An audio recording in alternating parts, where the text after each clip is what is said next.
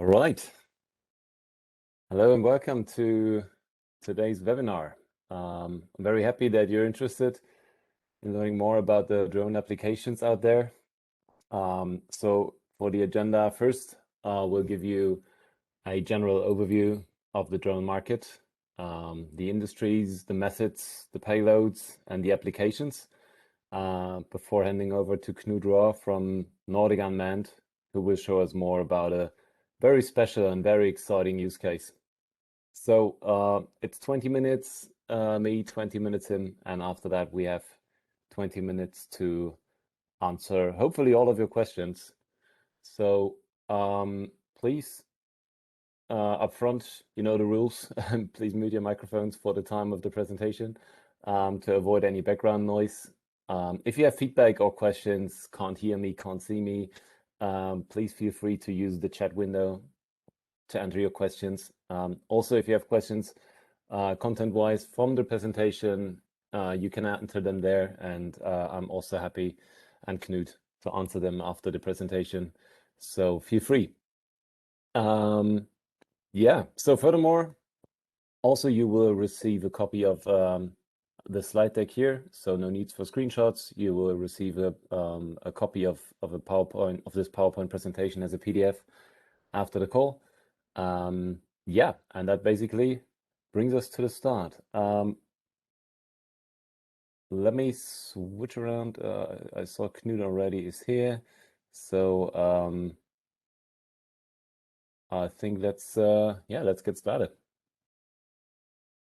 What is today's webinar all about? We want to speak very broadly in the beginning about drone applications, about what's possible, what kind of technologies out there, what kind of methods are out there, in what kind of industries and so on. So very broad, very high level overview, and then going a bit into detail.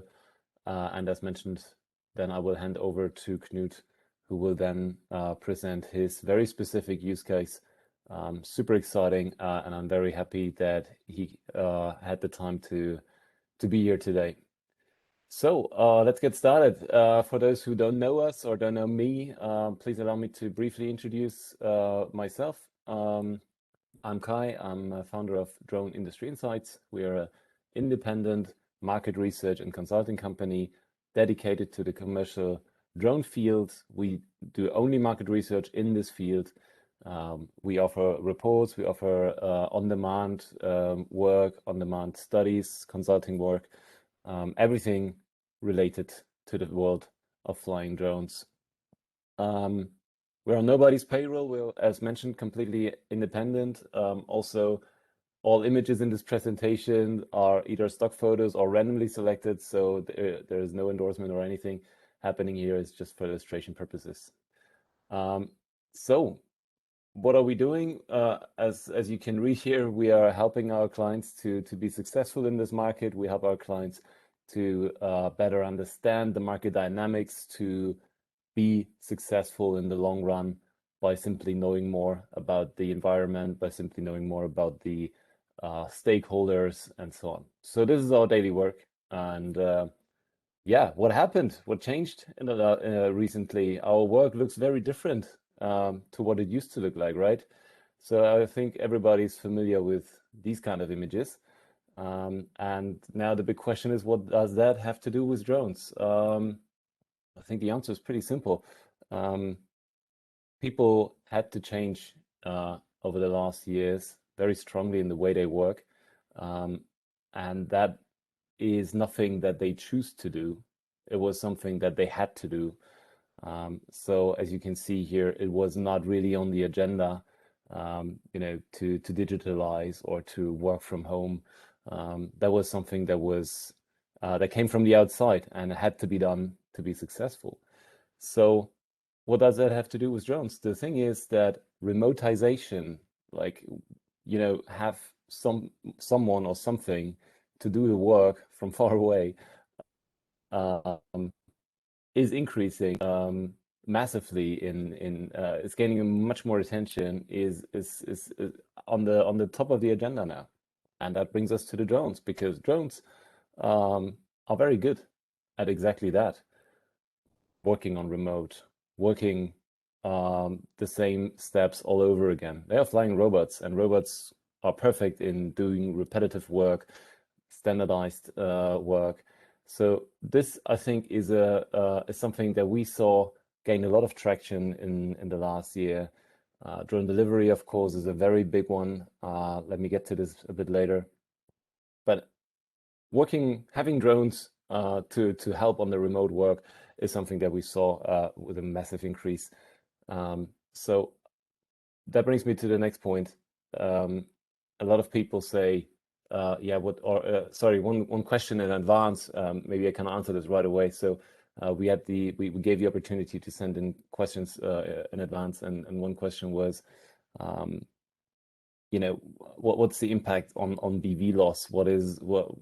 How does that help? What is the leverage behind it? And I think it's in fact it's 4 elements that are super crucial at this point. So flying BV loss obviously is something, when you look at the lower right corner, is definitely something that has massive leverage. Today you can only fly in the visual line of sight. What is that, like a kilometer away? Not far away. So if you could fly 40, 60 kilometers, of course, this would massively leverage, the utility of your drone. So the leverage on BVLOS is very high, but there are 3 further very important aspects that are often forgotten in this discussion when it comes to leveraging drone technology, and that is also the operation over people. That is when we talk about drone deliveries in urban areas and city centers, then of course over people operation is very important. The next thing is also flight at night. So also very interesting for logistics cases, but also for surveillance or perimeter security tasks. And the 4th thing that is also very important next to BVLOS over people and at night operation is the ability to have drones work completely or fully automated, so without any human in the loop. And that, I think, is also something we see these popping up with those drone boxes, with these fully automated base stations. The infrastructure is there, but the workflow and the integration of this workflow in a certain process, that is something that is very difficult, super individual per company. So I think there are a couple of leverages here still hidden in the system that could still, be expanded on, that could still improve and will improve over time. Okay, now we talked a little bit about the industries, and what we see often is a bit of a mix in terms of wording. So let me help you clarify this wording a little. So we have, on the one side, we have methods, and on the other side, we have industries. We often come across, people saying, we are active in construction and in mapping, and yeah, like what is it the activity or the vertical, right? So let me give you here 2 examples of methods, like how do you use drones? What are the ways that you bring drones to work? And the very obvious one is photography and filming. This is the one that the whole drone space started with. Put a GoPro, put it on the drone, have it fly around. That was how it all started. And the first auto mosaics came across, maps were created, so mapping and inspection were the next things. And yeah, so the list goes on. We also have in the other category, we have a couple of others like warehousing, ground penetrating radar surveys, close proximity sensing. So there's a lot of emerging new ways of sensing in this method. And what you can also see, there's also something where drones start to interact with their environment directly or indirectly. So you can, for example, see the spraying and dispensing on the very top, where you basically apply pesticides, insecticides, or fertilizer to plants. There are a couple of other spraying examples like foam or de-icing fluid. Of course, we have the delivery where the drone is either picking up or just dropping off their goods. And of course, we have, again, other that are very small, very niche, like, announcing, illuminating things, or even drones for entertainment or advertising. So there are various ways of how drones can be applied. So these are the methods. And on the other side, we have the industries. And the industries, so we use the NIC system, which is the North American Industry Classification System. It fits really well to the drone space. It really helps a lot to create transparency about the activities in these different verticals. So this is just as an overview, just for you to better understand the wording that we use in the presentation that follows. Now, this is, I think, the most important slide. Maybe some of you saw this in our recent publication. This is basically the verticals that I just mentioned in a table over the methods. And the heat map, the green heat map that you can see here, highlights the highlights how these different methods are applied per vertical. So let me walk you through this real quick. If you look at the top line energy, you see that mapping and surveying, amongst all the examples that we collected, and it's I don't know, it's nearly 1,000 different applications that we collected in our database. Around 14% of mapping and surveying tasks fall into the energy industry, and you see that energy is very inspection heavy. So there are a lot of assets, could be wind turbines, could be a refinery, could be pipelines, could be anything. So this is, you see, this industry tends to be very inspection heavy. It's the other way around in construction, where you see, all right, most of the tasks is creating maps for, on-site planning, for surveyors to create very realistic terrain models to improve their planning, and so on. And yeah, so this map is also as a free download on our homepage. Feel free to download it as a high resolution PDF. There's a really great blog post also explaining more details on that.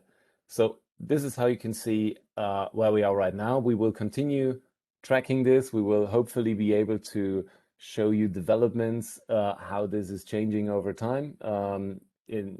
So this is something that we'll definitely keep on tracking and keep on publishing for you.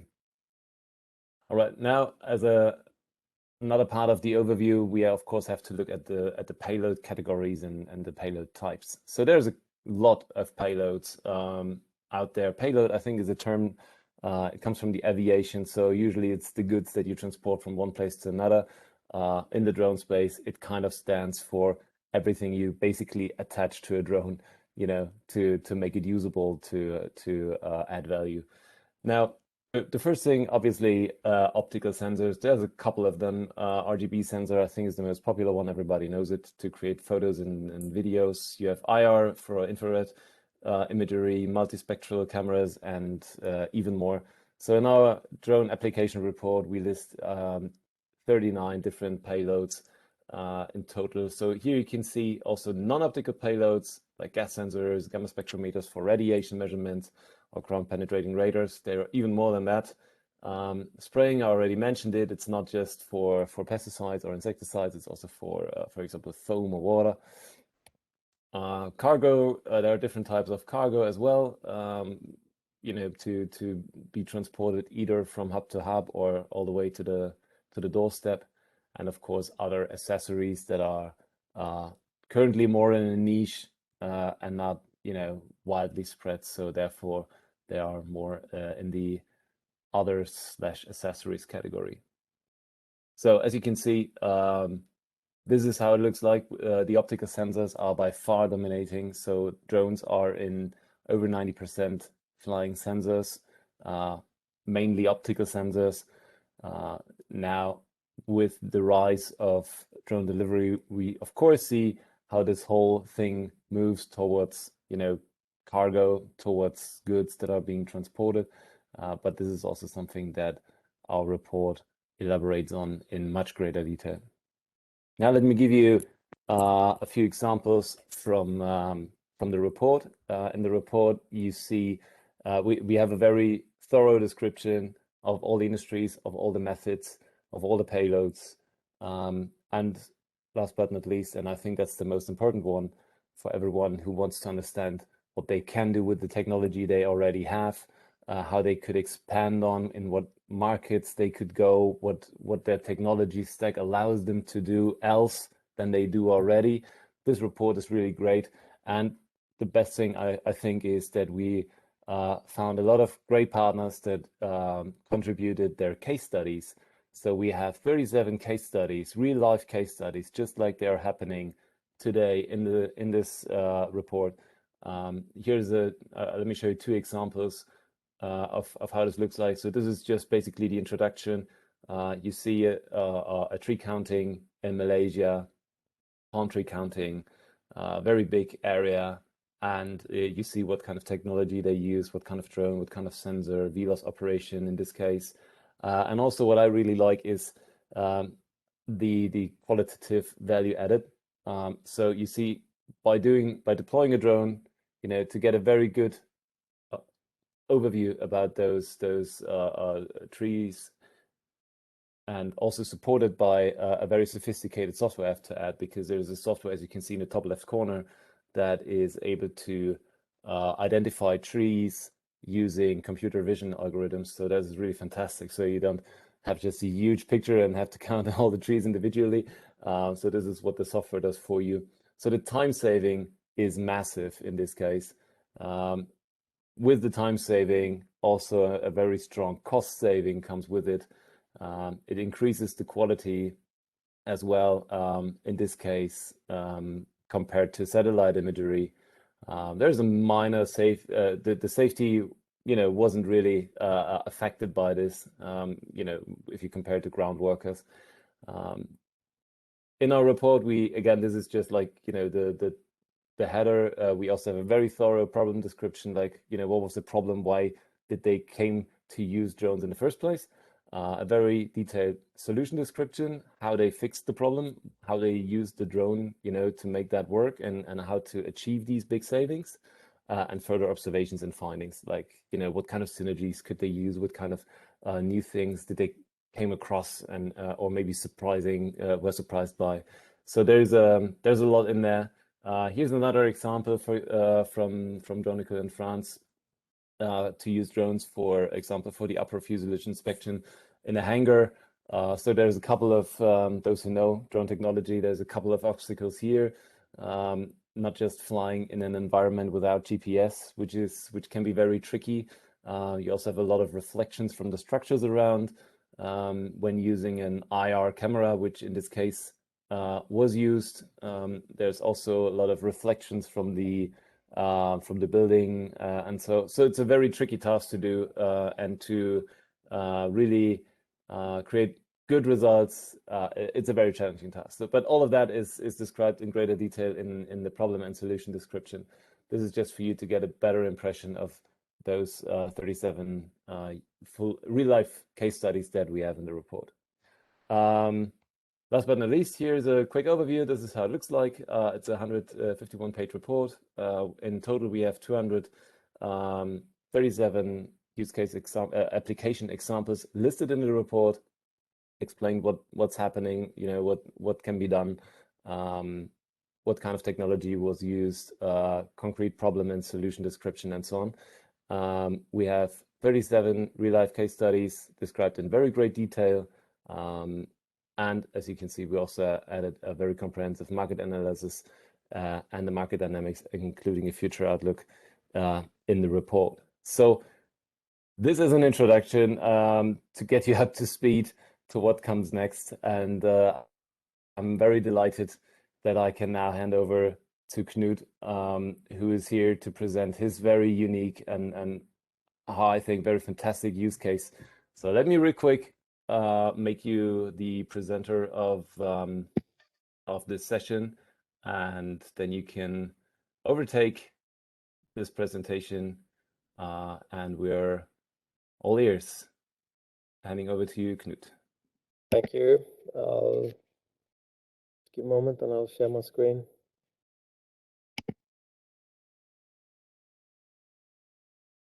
Are you able to share your screen? Yes, I think I am. Wonderful.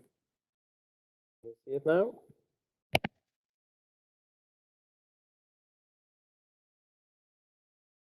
Good. Okay, so good afternoon, everyone, or good morning to those of you that's still morning. I'm actually stuck in an airport, and I haven't been that for 2 years, so it's a very new feeling. So it becomes a bit noisy. Somebody's just passing me. So I'm Knut, and I'm the CEO of Nordic Unmanned, and I'll take you through a flight we did last year for a very specific logistical operation, and to talk you a bit through what we did, and then in the end how we see this developing, and then I'll be happy to answer a lot of your questions after the presentation. So first of all, just one slide about Nordic Unmanned and what we are doing.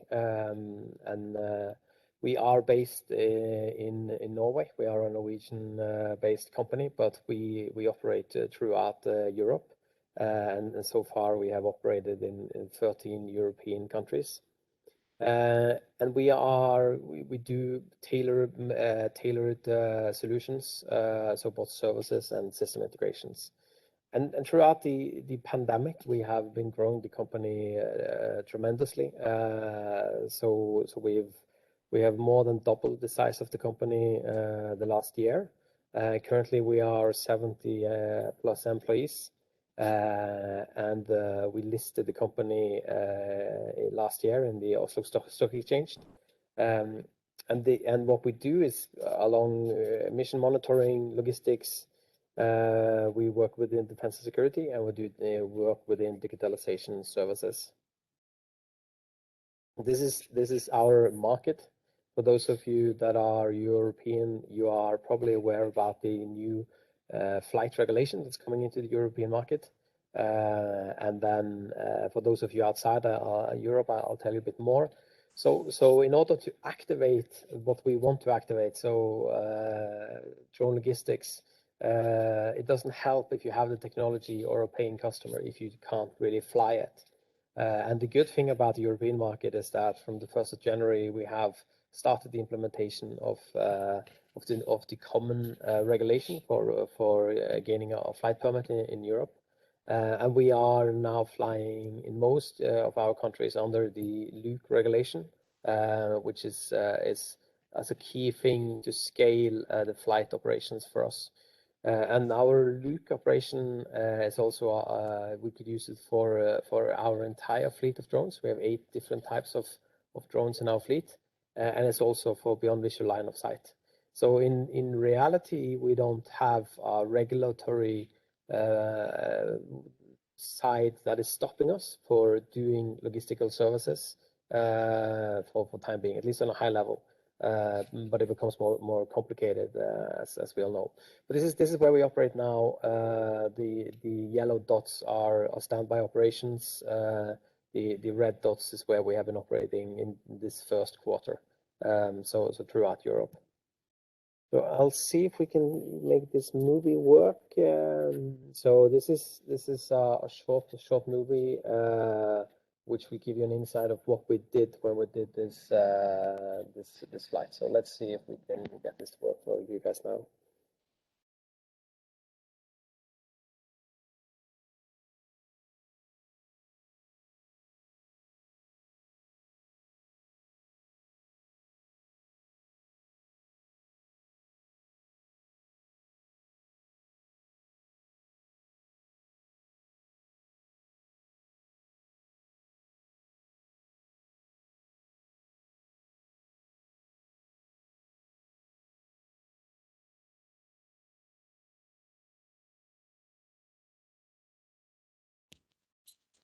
I'm afraid we have no sound, Knut.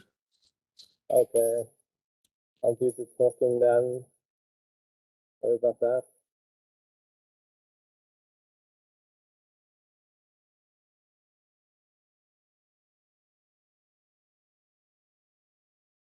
This is the actual landing, 80 kilometers out in the North Sea on a producing gas platform.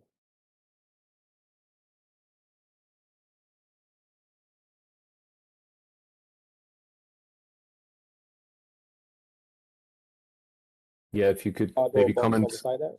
Yeah, exactly. If you could comment on what we see Yeah, since so we have this no is time. cargo Yeah, box opening. There's a 3D printed part coming out. The path is for did it stop? Just hang on. The path is for a lifeboat, and it's a critical part for the platform to have. So it basically shows the use case of transporting a critical spare part to maintain operation on an offshore producing asset. That's the core of the use case for the logistical side that we were doing here. This is the size of the drone. So the drone we were using is it's a Camcopter S100 produced by Schiebel in Austria. And the customer in this case was Equinor, the oil and gas company in Norway. So I'll get out of here. Okay, sorry about the sound not working, guys, but that was what it was.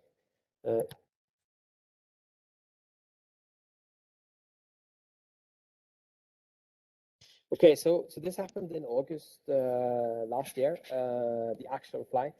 We started the process with Equinor far before that, last winter, basically. And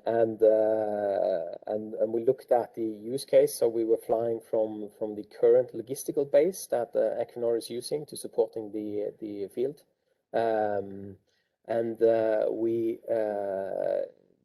Currently they have ships going out every day from this area supporting the platform with the more heavy cargo, so supplies, whatever you need to run a platform.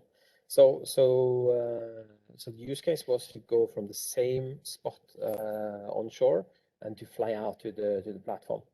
It was an 80-kilometer flight, and we were flying at up to 5,000 feet on the flight. And it was the world's first. Nobody's done it before. We had a NOTAM and a danger area activated in the airspace, as this was a world first. But it was coordinated with the Civil Aviation Authority and the air traffic control in Norway as well.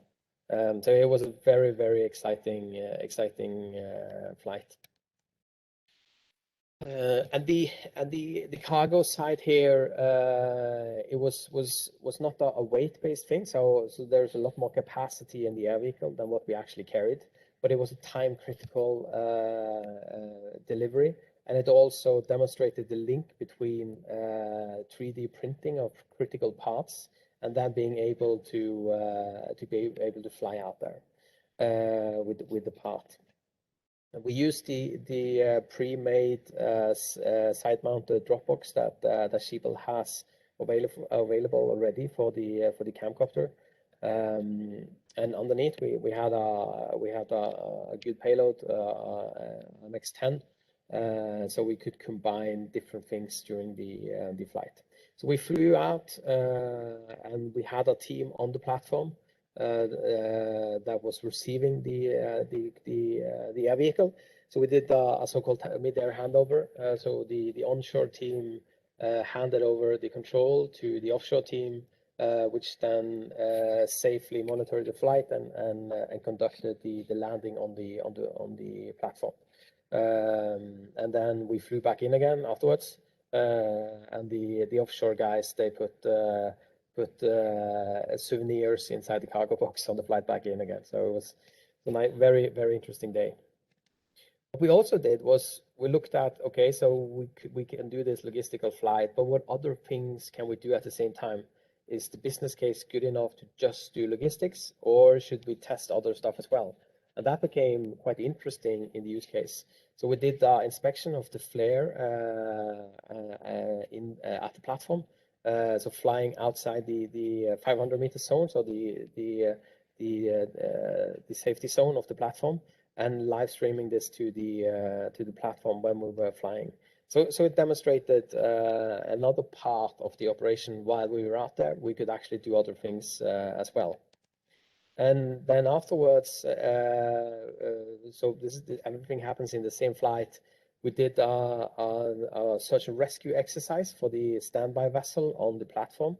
where there was a man overboard doll that was dropped in the water, and we detected that, gave the position, and then the standby vessel was sent out and picked up this. So again, this was the third application we demonstrated during the logistical flight.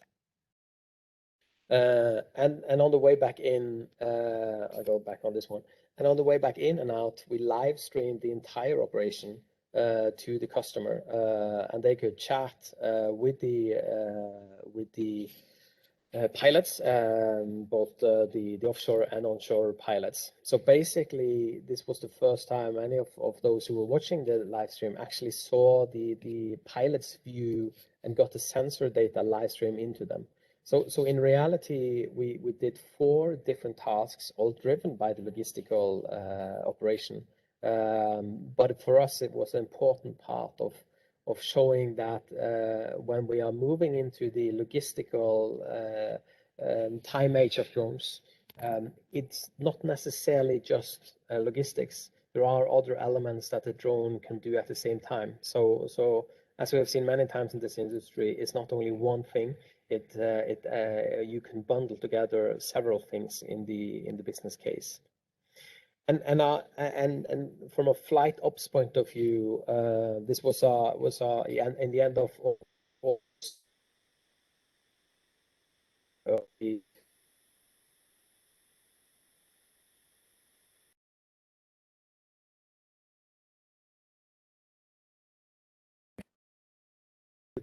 in a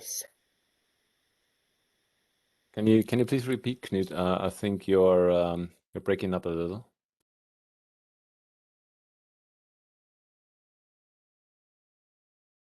Yeah, I'm afraid we. Yeah, now we can hear you back again. Wonderful. Okay. Sorry about that. So we did this on a quite windy day, end of summer in Norway, beginning of autumn, and to do this in a safe way, both as from a flight ops point of view, integrate into a quite busy airspace of helicopters, and also land safely on our producing platform was a big part of this entire operation. The risk assessment was quite a big list to start with. Then we build up the ConOps, we build up the ERP, and in the end we use the SORA methodology, the specific operational risk assessment, which is the new part of the new standards that are being implemented in Europe. And all of this was we spent a couple of months on planning the operation, as this was our first one basically. And the long-term dialogue and the closeness to the customer was also a key success factor to this.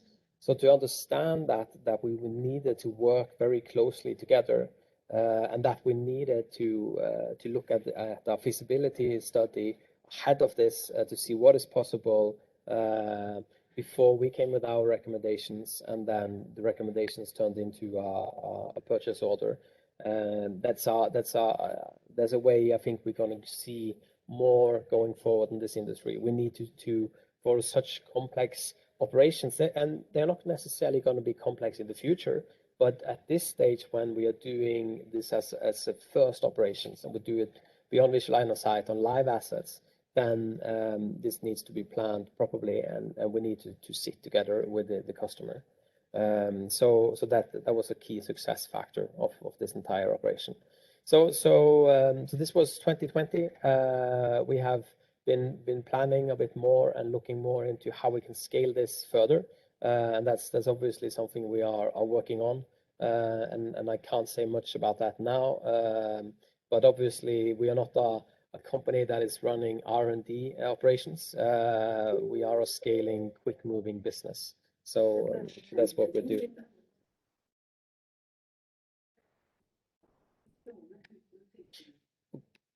Okay, I'll just, sorry about this. I'm in the airport.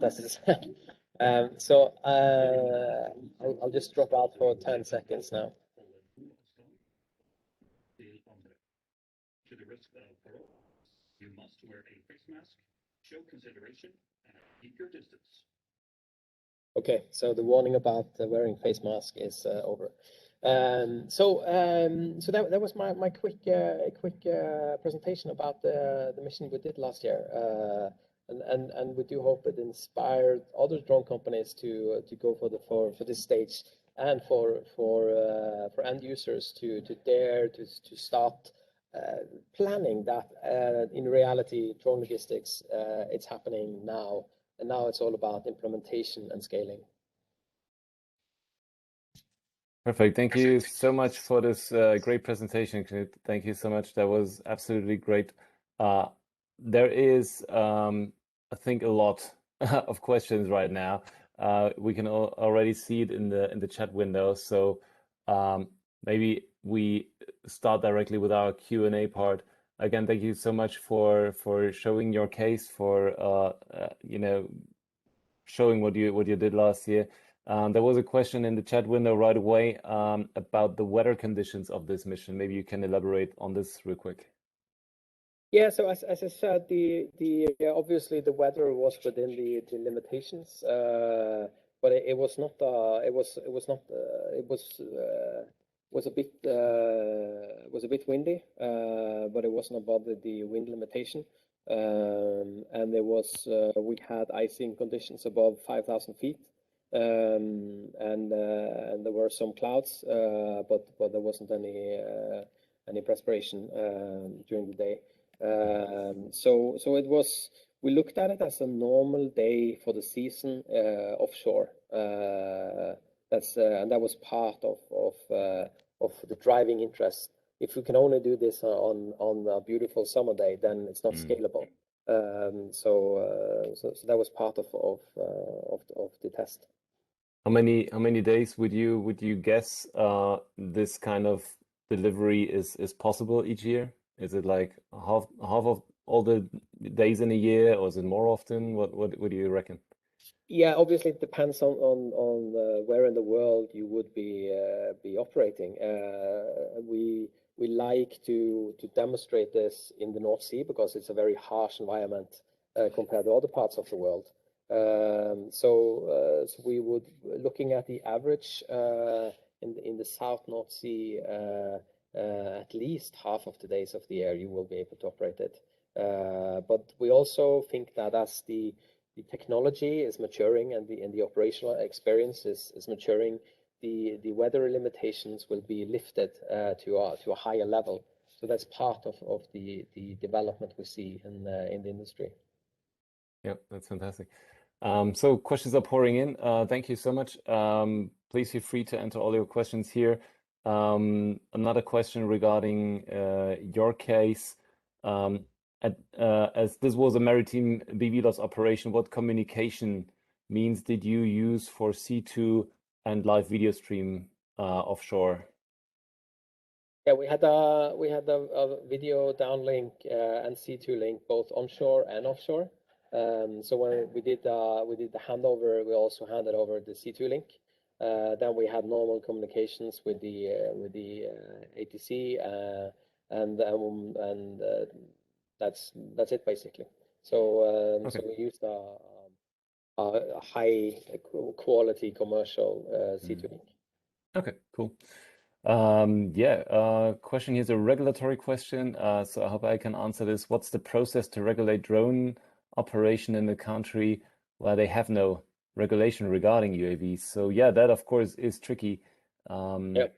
Many countries are waiting also for final FAA or final EASA frameworks, basically to simply copy or apply them to their own local rules. So we see that some countries are very progressive in this space by not having those rules in place in a final version, but allowing operators to fly on an exemption basis. So it's a so-called waiver process where you basically apply for an exemption you apply for a waiver, and this allows you on an exemption basis to fly your platforms. We saw this in Rwanda, very prominent example where Zipline is flying medical supplies between hospitals. So this was something purely on an exemption basis without any UAV regulatory framework in the back. Other countries, also in I think China, allowed passenger transport on the same basis now.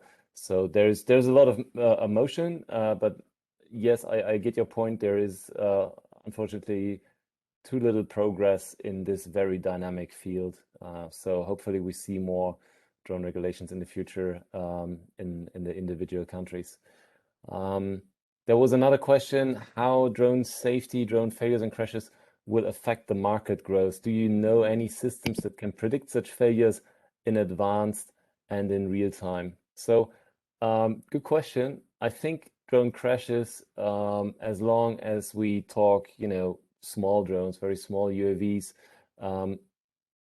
are no big deal as long, as it's not happening in very populated areas. To make sure that these populated areas are safe, ZORA, like the special operation risk assessments, are perfect tools to mitigate those risks.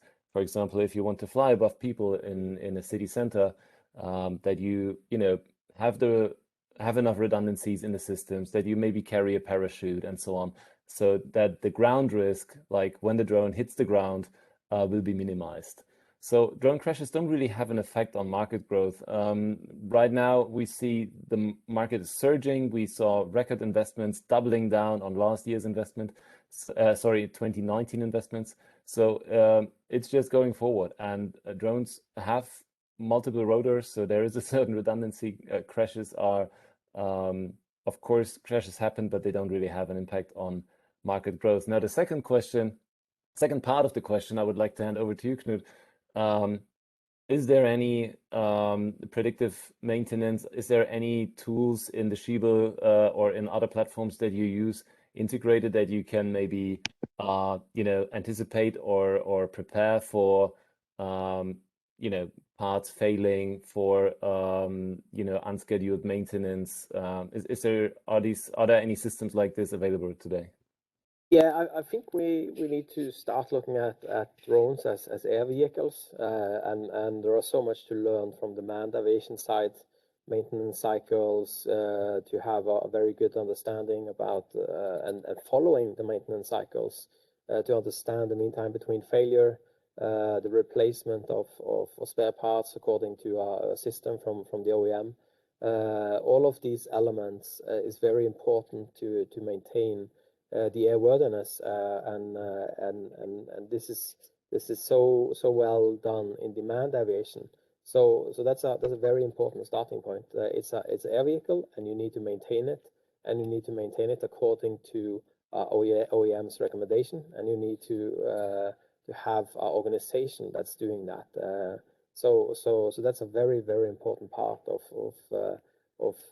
reducing the amount of failures in this industry. Yeah, absolutely. There's another question. Thank you so much for asking these questions. So there's another one. On the map, it showed that Nordic Unmanned have or might have an operation under the LUC in several European countries. For people who don't know what LUC is, this is the Light Unmanned Certificate. Does that mean that Nordic Unmanned was granted with LUC for cross-border operation? Yes. Wow. That's fantastic. Okay, then next question. Specific to this case, have you worked out an economic case for this drone service versus the traditional speedboat from shore to ship? Could you share any of this? Yeah, so obviously the business case is very important. So the wow factor of flying drones and doing logistic delivery only works for a very short time, but we need to see business cases, and that is scalable. So we looked at more the business case of replacing helicopter flight. So we looked at the business case. What is the cost of Sikorsky S-92? What is the CO2 emission of Sikorsky S-92? In the North Sea, there is a zero emission goal for 2050. So we looked at the value added both on the saving and the value added on the CO2 reduction as a central part of the business case.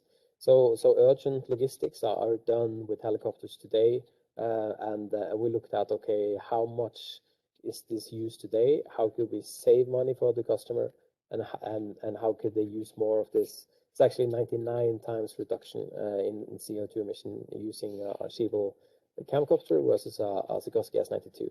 So that's the green side here is a central part of the business case. Wow, that's impressive.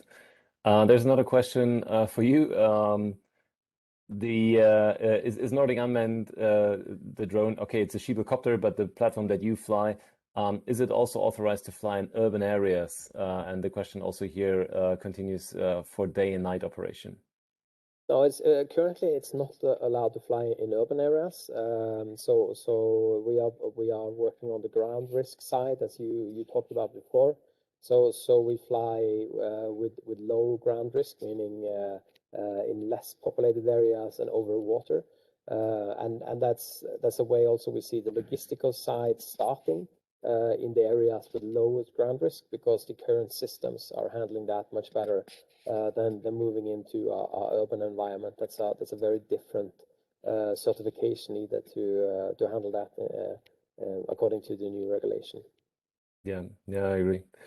There's another question. How do the panelists see the market developing in the short term, 5 to 10 years, about drone manufacturers joining forces and have a larger portfolio to offer? So that, of course, maybe if I can start, you can add to this, of course, Knut. Today we see that strategic partnerships are a very essential tool in the drone space. So it's not just hardware software combinations, it's also hardware and service combinations. So we see that the question was here to strengthen the portfolio. I think in this case, maybe a hardware combination or software combination. But I see that these kind of strategic partnerships had and will have a very strong impact because it helps to pick up pace, to be quicker than your competitors, to have a product that is market ready. So it's not just the drone and the client has to then go ahead and find the software that somehow fits and maybe find this and find that. So if you make it convenient to a customer and you have not a product but a solution that works and that could link to the systems that you use anyway, the added value just amplifies. So on that end, I see that strategic partnerships will still have a massive impact on the market. And as we see market consolidation, so in terms of mergers and acquisitions, but also in smaller companies giving up and larger companies getting larger, I think these partnerships will continue to have a very, very important impact on the market. Yeah, I agree. We have to look at the industry as an ecosystem driven by partnerships. So those who don't do good partnerships, they will struggle basically. And it's everything is moving so quickly, and the consolidation will happen at the same time as the market growth continues. So we have to partner up and form larger partnerships. It's a very important part of this industry. Right. Thank you. And there's another question from Matt. Your prediction when drone delivery will be full operational in the US? Oh, that's a really good question. So drone delivery is a big one, and we see that drone delivery is picking up pace massively over the last year. A couple of companies were able to get a Part 107 certificate to operate drones in the US. Larger players like UPS, like Amazon, Google Wing, and others are following. So this, I think, is a very big sign that the interest is still there. We see how, especially in the coronavirus crisis, drone deliveries started to surge. There is a massive increase in demand. We spoke to a company from the US doing drone delivery, and they said they had a more than 400% increase in requests to have deliveries made to the doorstep. especially elderly people that were too afraid to go, to the pharmacy and had to fly in their stuff. So public acceptance went through the roof. People love it, so I think this is a really good sign, even though, of course, it's a crisis and it's dramatic and horrible. But on the other side, you see that people are, just like in my analogy with the Zoom call in the beginning of my presentation, start to rethink the way they do things. And I totally agree with you, Knut. I think also something that people tend to forget is the economic impact of such drones. So a delivery drone got a very, very different ecological footprint than maybe a 2-ton car that drives me to the stores to buy 50 grams of toothpaste. So I think a delivery drone really does a difference here, and will change something. So now the question was, when will drone delivery be fully operational? I think it's also a bit of a question, what kind of delivery, because we see the last mile delivery, which is extremely complex, but we also see drones connecting different hubs. It could be hospitals, but could also be logistics hubs. And we see that these logistics part of this hub traffic is much easier to implement because you have a drone corridor that is basically occupied by these kind of drones. And also when it comes to the sensors and the ability to literally land on everybody's doorstep. From a technology point, this is also very complex. Companies are developing very quickly, so this will also change. But right now, it's a tricky task to navigate a drone around bushes, trees, and power lines, and everything. So I think there's a lot happening here. Fully operational in the US, I can't really predict it. I'm not sure what it means. I think this kind of operation can of course scale, but I think it will always, or it will find a certain point of saturation in the far future, where maybe parcels are too big, maybe where the infrastructure doesn't allow for maybe larger drones, or where the airspace doesn't allow for further platforms to be added. So there's, I think, a lot to consider here. So fully operational, not sure if we can't answer this at this point. From Nordic Unmanned's perspective, in our plan, we are planning to start a fully operational service in the North Sea in 2022. To be very specific, so I think it's happening. It's going to happen a lot quicker than we think, and it's driven by not necessarily the business to consumer market, because as you're implying, it has a lot of challenges, but the business to business market is different. So the initial phase will start with more high value transportations, but that's what we are predicting. But we are, and part of that is the regulatory framework is in place. So we don't have to. We don't have to wait for that. We know what we have to overcome to do it, and that's a very important part of why Europe has such a large opportunity in the short term, and the regulatory side is in place. That's absolutely true. There's another question from Abdul Wahab. So if there is, it goes into our directions. So does Drone Industry Insights offer a research subscription, or do you have to buy each report individually? Yes, we do offer a research subscription. This will give you access to all the reports, to subscriber exclusive content. It will also allow you to have access to our analysts whenever you have, you want to challenge an idea, you want to have a workshop, or you just want to validate information that you got. So yes, we offer a subscription model on a yearly basis. Please feel free to reach out via email to us, and I'm happy to walk you through our subscription portfolio. Next question. Didn't the US FAA, where is it now? It's jumping up and down here.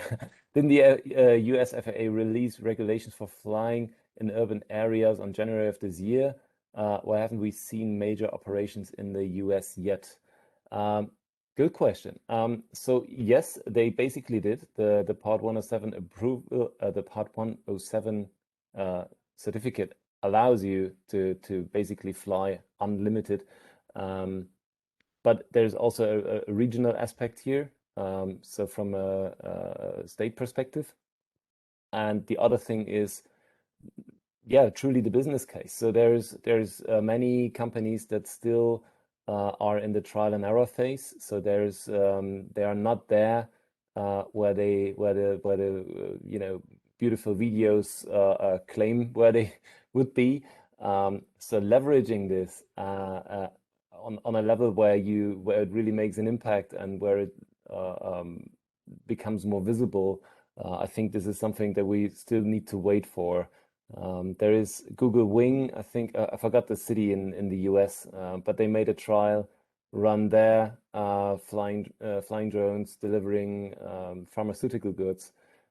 And as far as I know, they switched to a continuous operation because the demand was so high. But again, even they are still in a trial phase, so to say. So that I think before this new vehicle is implemented into these work streams and is really something you can leverage, it will still take some time, and of course you have to produce a lot of those platforms. So what else do we have? Trying to control.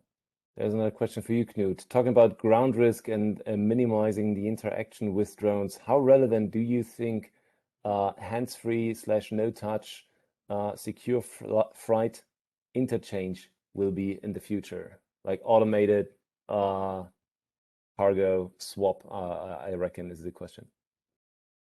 So automated cargo swap mid-air or No, hard to tell. It's called How relevant do you think hands-free, no-touch, secure flight interchange will be in the future? in general, we think that the pilot and the interaction with the drones will be less and less, and humans will be moving further and further away. So that's a natural development of this industry. How quickly that's going to happen, that's yet to be proven. It's also a regulatory side. How many drones and how many operations that one person will handle in the future. But that's the way this industry is going to go. It's going to be we're going to have pilots sitting very far away from the pilots, even for the small drones going into the future. Right. There's another question for you. For your SORA assessment, so SORA stands for Special Operation Risk Assessment, was shore-to-platform delivery a SORA standard scenario? No, we built yes, we built the SORA for that specific for us. So that's we have been working with SORA, I guess, for the last year and a half, more or less, with the different scenarios we are working with. So we built it for that operation. Right, right. All right. So we're almost out of time, but I think maybe we have time for one or two more questions. So there is a question: is the so-called societal concerns about drones usage, in brackets, people seeing drones over their head, not accidents necessarily, something you are worried about as an obstacle to grow? From Antonio. So Antonio, I see where you're getting. So public acceptance is definitely a big one. There are a couple of studies published out there, surveys where people were asked how they see, you know, what they feel when they see drones about their head. Do they trust the technology? There were security concerns. There were privacy concerns. There were concerns, of course, about the noise and the looks of it. So the question really is, it depends. And now the question is, what does it depend on? And my clear answer here is, you get acceptance when you do or provide services with a high public acceptance. And we see this in the medical deliveries that are now popping up everywhere around the world. So if you see a drone with flashing blue lights below, racing from one place to another, perhaps saving a life, people will definitely have no problem with this. If I was ordering some new sneakers off of Amazon and have them delivered to my balcony, probably 50 people would be very angry about the looks and the noise of it. So I think it really depends on the use case. The example from Google Wing, for example, with the pharmaceutical goods, convinced the local citizens. So it's very likely that they can now scale their business on site and you know, not just fly medical and pharmaceutical goods, but maybe also you know, food or drinks or retail goods. So it's very likely once you have the buy-in, I think it's much easier. But again, it's I guess it's a long way to convince them, and it really depends on the use case. All right. What else do we have? Just reading real quick. Are companies more insourcing or outsourcing? That's a really good question. So depends on what company, Thierry. I guess you mean companies that want to use drone technology, like for example, in your flights that you did for Equinor. So that obviously was an outsourced flight to you as a service provider. We see or we saw in the last years a tendency to insource. The reason for this is that drone technology became very easy to operate. DJI did, I think, a very good job to lower the bar here and to make drone operation pretty easy. So companies tend to insource this operation. Often they made a really nice outsourcing learning curve in front. So they ordered in a couple of service providers. They looked how they did it. They compared the results, and then they choose their own technical setup for their insourced operation. But and that I think is yeah, goes into the direction of Knut. There will always be companies that have no interest of insourcing. Equinor is oil and gas company. They produce oil and gas. Everything else they do not care about. And this is exactly where service providers just like Nordic Unmanned come into play and will always have a role. Now, I think there is a big difference of beyond visual line of sight operations Yes. and easy line of sight operations. So that's where we see a tendency that it's very clear that it's outsourced. But if it's just going up and checking a roof or something like that, that's a very different thing. But we are a airline and have a very different organization, and you need a quite big organization to run operations like that, and that's a very normal outsourced operation. Right. Yeah, and maybe now it's already time for our last question. Question for you, Knut. What was the level of automation in Nordic Unmanned's mission? And also, can you elaborate a little bit about how flight path was planned for logistic missions, especially in harsh environments like the North Sea? Yeah, so it was a fully automated flight. So there was a flight plan uploaded, and there was automated takeoff. We hovered in a pre-planned, or we circled in a pre-planned spot where before we did mid-air handover. Then the landing phase was done automatically as well. And the flight path was pre-planned with the Norwegian ATC. So it was pre-agreed, and within the danger area that was established for this specific flight, there was a no timeout for this as well. So it's more concerning on the flight altitude with the icing conditions to make sure that you can fly low enough to avoid icing. That was the main concern. Okay. Perfect. Thank you so much, Knut. Thank you so much. Thank you to the audience for the brilliant questions and for staying with us 6 minutes longer than planned. thank you again for joining this today's webinar. Maybe, or I hope we can repeat this in the future. It was a great exchange, great questions. As mentioned before, I will send you a copy of today's presentation after this webinar. If you have any further questions regarding the drone market, the drone industry in general, feel free to reach out. If you have any specific questions to Nordic Unmanned, maybe Knut, you can drop your contact info into the chat window as well, so people can directly contact you. It was a pleasure for having you. Thank you so much. I would like to end this webinar now, and hopefully we meet each other soon again. Stay healthy, stay well, and thanks again for joining. All the best for you. Thank you, guys. Bye-bye. Thank you for visiting. Thank you for being allowed to visit.